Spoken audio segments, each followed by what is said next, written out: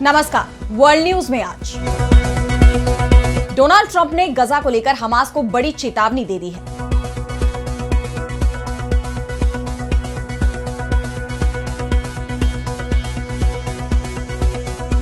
गजा और इजरायल में युद्ध विराम कभी भी टूट सकता है। युद्ध विराम की जो समय सीमा तय की गई थी वो खत्म हो चुकी है और अब इजरायल की तरफ से फिर से गजा पर हमले की तैयारियां हो चुकी हैं। अमेरिका इजरायल के साथ है, इसलिए वो दुनिया की चिंता नहीं कर रहा। वहीं अरब देश अब फिलिस्तीन के साथ एकजुट हो गए हैं। उन्होंने अमेरिकी राष्ट्रपति डोनाल्ड ट्रंप के गजा प्लान को रिजेक्ट कर दिया है, जिसके बाद बौखलाए ट्रंप ने हमास को अंतिम चेतावनी दे दी है। इस पर हम करेंगे विस्तार से चर्चा, लेकिन आइए जरा उन खबरों को भी देख लें जिन पर आगे होगी बात। क्या अमेरिका ने किलर ड्रोन के नाम पर हिंदुस्तान को बेचे अरबों के कबाड़? हूतियों के खिलाफ एक के बाद एक MQ-9 ड्रोन धराशायी। ट्रंप और मोदी की व्यापार डील पर उठे सवाल। अमेरिकी राष्ट्रपति ने कनाडाई पीएम ट्रूडो को फिर कहा गवर्नर। ग्रीनलैंड के पीएम ने किया ट्रंप का विरोध, कहा ग्रीनलैंड को खरीदा नहीं जा सकता। रूस के खिलाफ फ्रांस के परमाणु हथियारों का हो सकता है इस्तेमाल। मैक्रो ने यूरोप को ऑफर किया न्यूक्लियर प्रोटेक्शन। अमेरिका ने यूक्रेन को दिया एक और झटका।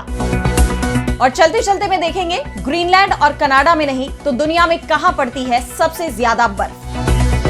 तो अमेरिकी राष्ट्रपति डोनाल्ड ट्रंप ने गजा को एक और चेतावनी दे दी है और इस बार ये भी कहा है कि ये अंतिम चेतावनी है।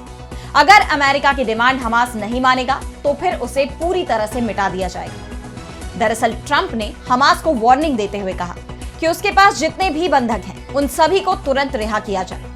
ट्रंप ने सोशल मीडिया पर एक पोस्ट में लिखा कि सभी बंधकों को बाद में नहीं अभी रिहा करो, साथ ही जिन लोगों की तुमने जान ले ली है उन सभी के शव तुरंत लौटा दो। ऐसा नहीं करने पर तुम्हारा अंत कर दिया जाएगा।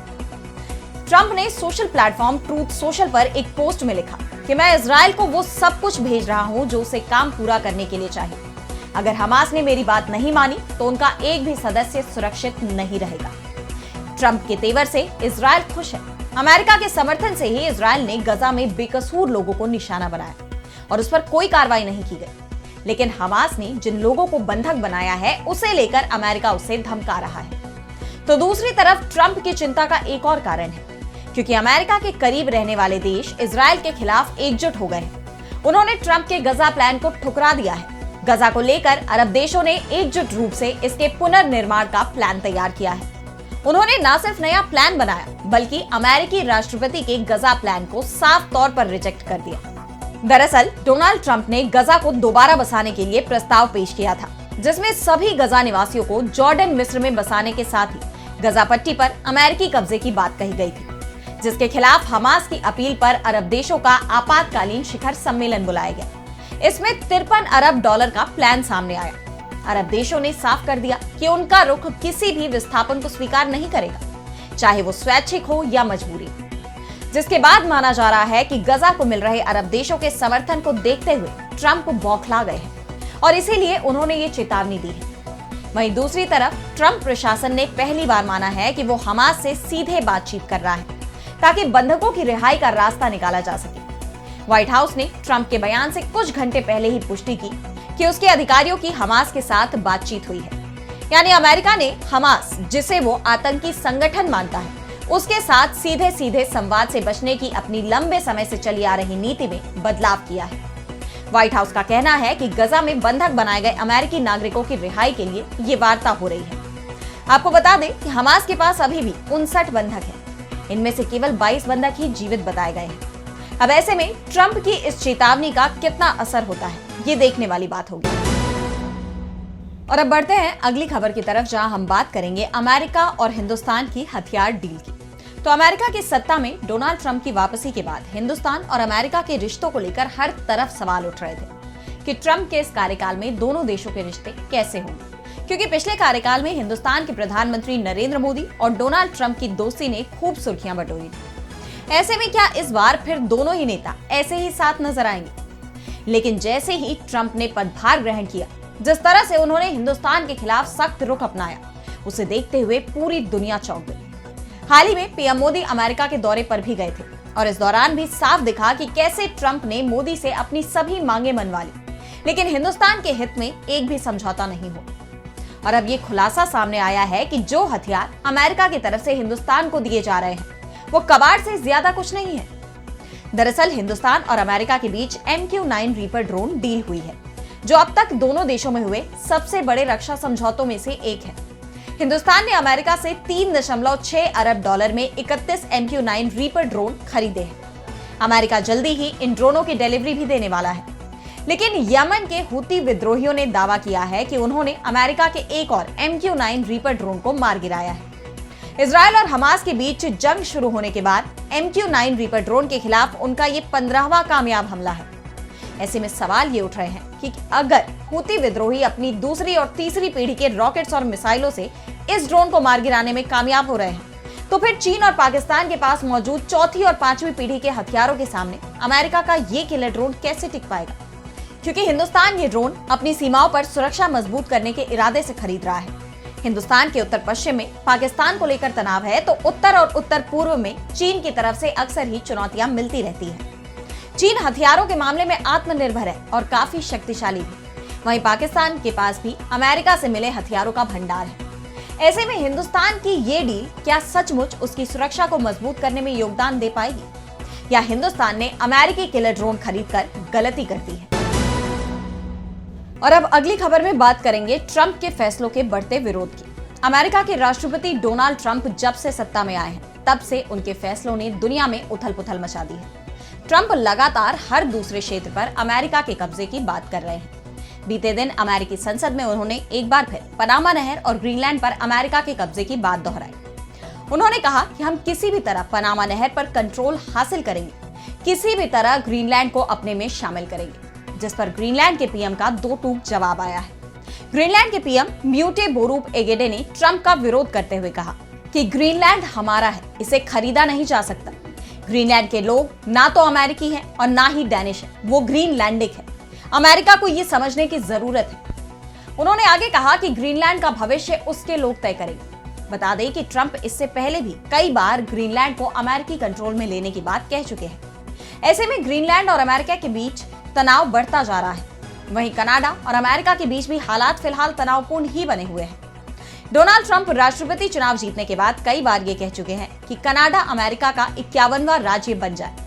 तब उन्होंने ट्रूडो को कनाडा का गवर्नर बताया था, और अब एक बार फिर ट्रंप ने ये बात दोहराई है। ट्रंप ने टैरिफ वॉर पर बातचीत के बाद ट्रूडो को कनाडा का गवर्नर बताया। डोनाल्ड ट्रंप और कनाडा के प्रधानमंत्री जस्टिन ट्रूडो ने टैरिफ को लेकर फोन पर बात की। इस दौरान ट्रंप ने कनाडा के प्रधानमंत्री पर आरोप लगाया कि वो सत्ता में बने रहने के लिए अपने देश में चुनाव नहीं होने दे रहे। ट्रंप ने ट्रूडो के साथ अपनी बातचीत को लेकर सोशल मीडिया प्लेटफॉर्म पर एक पोस्ट शेयर कर जानकारी दी है। और अब अगली खबर में बात होगी फ्रांस के राष्ट्रपति के बयान की। तो अमेरिकी राष्ट्रपति डोनाल्ड ट्रंप और यूक्रेन के राष्ट्रपति वोलोदिमिर ज़ेलेंस्की के बीच बीते दिनों व्हाइट हाउस में हुई गर्मागर्म बहस ने पूरी दुनिया में हलचल मचा दी थी। जहां एक तरफ ज़ेलेंस्की अब इस बातचीत को पूरा न करने का पछतावा कर रहे हैं, वहीं दूसरी तरफ अमेरिकी राष्ट्रपति डोनाल्ड ट्रंप रुकने के मूड में नजर नहीं आ रहे। सैन्य सहायता रोकने की घोषणा के बाद अब डोनाल्ड ट्रंप ने यूक्रेन को एक और बड़ा झटका दे दिया। अमेरिका ने यूक्रेन के साथ खुफिया जानकारी साझा करने से साफ इनकार कर दिया है। इससे ज़ेलेंस्की पर रूस के साथ शांति समझौता करने के लिए दबाव बढ़ता जा रहा है। अमेरिका के खुफिया विभाग के अधिकारी जॉन रैडक्लिफ ने इस बात की जानकारी दी। उन्होंने कहा कि अमेरिका अब यूक्रेन के साथ कोई भी खुफिया जानकारी साझा नहीं करेगा। रैडक्लिफ ने फॉक्स बिजनेस नेटवर्क से कहा कि सैन्य और खुफिया मोर्चे पर यह जरूरी था। उन्होंने कहा कि मुझे लगता है कि हम यूक्रेन के साथ कंधे से कंधा मिलाकर काम करेंगे। हम वहां शांति स्थापित करना चाहते हैं, लेकिन इस बातचीत को आगे बढ़ाने के लिए बेहतर चीजों की जरूरत है। बताया जा रहा है कि ट्रंप प्रशासन ने सभी तरह की मदद को रोक दिया है। इसमें रूस के ठिकानों पर हमला करने के लिए इकट्ठा किया जाने वाला डेटा भी शामिल है। वहीं इस बीच फ्रांस के राष्ट्रपति इमैनुअल मैक्रो ने कहा कि रूस से पूरे यूरोप की सुरक्षा को गंभीर खतरा पैदा हो रहा है। ऐसे में इस खतरे को समझते हुए फ्रांस अपने परमाणु हथियारों से यूरोपीय सहयोगियों की रक्षा के लिए तैयार है।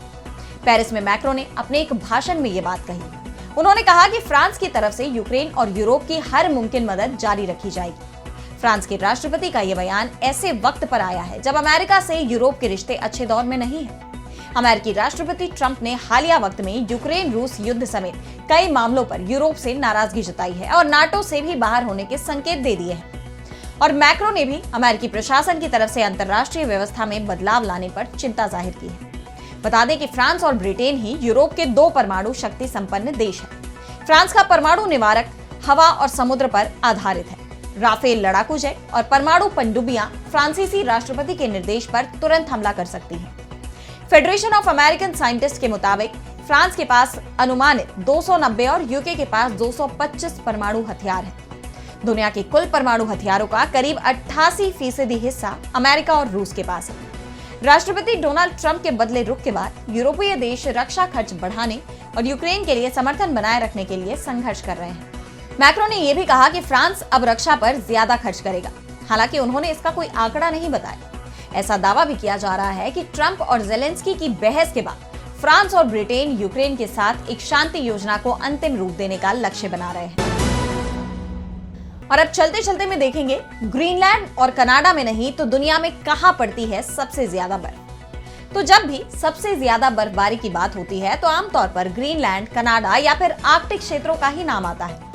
लेकिन क्या आप जानते हैं कि दुनिया की सबसे ज्यादा बर्फबारी वाली जगह जापान में है? हिंदुस्तान से करीब 6000 किलोमीटर दूर स्थित जापान का कुछ इलाका इतना ज्यादा बर्फ से ढका रहता है कि यहाँ जीवन को बनाए रखना किसी चुनौती से कम नहीं है। असल में जापान का होक्काइडो द्वीप और मुख्य भूमि का होन्शु क्षेत्र, खासकर आओमोरी शहर, दुनिया में सबसे ज्यादा बर्फबारी वाली जगहों में गिना जाता है। मीडिया रिपोर्ट्स के मुताबिक आओमोरी हर साल औसतन 8 मीटर यानी लगभग 26 फीट से ज्यादा बर्फबारी झेलता है, जिससे ये दुनिया का सबसे ज्यादा बर्फ से ढका हुआ शहर बन जाता है। जापान में इतनी भारी बर्फबारी का कारण इसका भौगोलिक स्थान और मौसम प्रणाली है। साइबेरिया से आने वाली ठंडी हवाएं जब जापान सागर से होकर गुजरती हैं, तो वहां की नमी सोख लेती है, जिसके बाद ये हवाएं जब जापान के पहाड़ी इलाकों से टकराती हैं, तो भारी बर्फबारी होती है।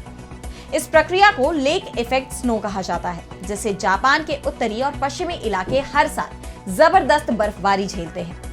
जापान के होन्शु द्वीप पर आओमोरी शहर स्थित है और यहाँ का तापमान सर्दियों में -10 डिग्री सेल्सियस तक गिर जाता है, यानी -10 डिग्री सेल्सियस। ये शहर बर्फबारी के कारण कई बार पूरी तरह से ठप पड़ जाता है। सड़कों से लेकर घरों की छतों तक हर जगह कई फीट ऊंची बर्फ जम जाती है, जिसे हटाने के लिए खास मशीनों का इस्तेमाल किया जाता है। भारी बर्फबारी के बावजूद ये इलाका पर्यटकों के लिए बेहद खास है। यहाँ के खूबसूरत स्नो कॉरिडोर और स्की रिजॉर्ट्स दुनिया भर के लोगों को आकर्षित करते हैं। दिलचस्प बात तो यह है कि जापान का ये इलाका हिंदुस्तान से मात्र 6000 किलोमीटर दूर है, लेकिन दोनों देशों का मौसम एक दूसरे से बिल्कुल अलग है। हिंदुस्तान में जहां सर्दियों के दौरान भी कई हिस्सों में हल्की ठंड होती है, वहीं जापान के इस इलाके में पूरी सर्दियां बर्फीली तूफानों और भारी बर्फबारी के बीच गुजरती है। यही कारण है कि ये दुनिया की सबसे ज्यादा बर्फबारी वाली जगहों में शामिल है। तो आज इस वर्ल्ड बुलेटिन में इतना ही। देश दुनिया की तमाम बड़ी खबरों के लिए बने रहिए डीबी लाइव के साथ और मुझे दीजिए इजाजत। नमस्कार।